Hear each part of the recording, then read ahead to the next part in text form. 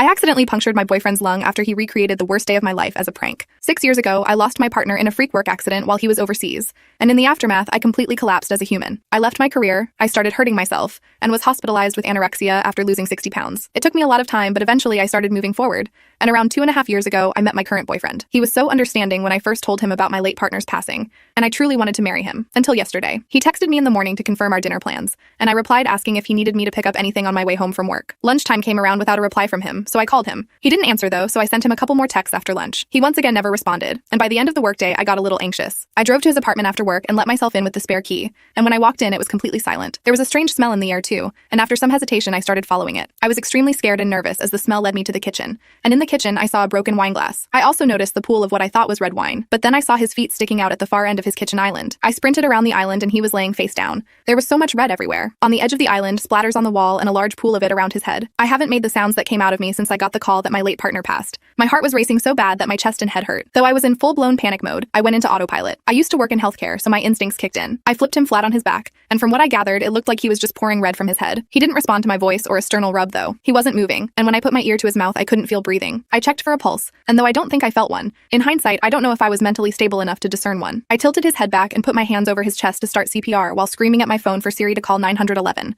I only got 2 hard and fast compressions in when he miraculously came back from the dead. After that, I blacked out. I remember getting lightheaded, him shaking me and apologizing. And I remember leaving his apartment covered in what I had figured out was fake blood. Needless to say, since last night, I've been a complete mess. I'm angry and devastated. The entire thing keeps playing in my head, and this prank has brought up everything surrounding my late partner. My boyfriend has tried calling me over 40 times. He's sent hundreds of texts. He even came over to try to talk to me that same night, but luckily, even though he has a key, I have a deadbolt chain so he couldn't get in. He shouted an apology from the outside while leaving, but I just threw a tomato at his head which splashed and covered him in tomato juices. I then yelled at him to leave me alone. My boyfriend's sister called me this morning in tears. She told me that he came over to her house after I didn't let him in, and he was having a major anxiety attack with chest pain, racing heartbeat, and trouble breathing. It was so bad that she took him to the ER where they learned that I fractured a couple of his ribs while attempting to give him what I thought was life-saving CPR, and in the process also punctured a lung. There are so many emotions going through my head right now. All I want to do is rush to the hospital to be by his side, while at the same time feel like the sight of him would make me sick. He disgusts me in every way, yet the thought of being without him breaks me in ways I can't explain. What do I do?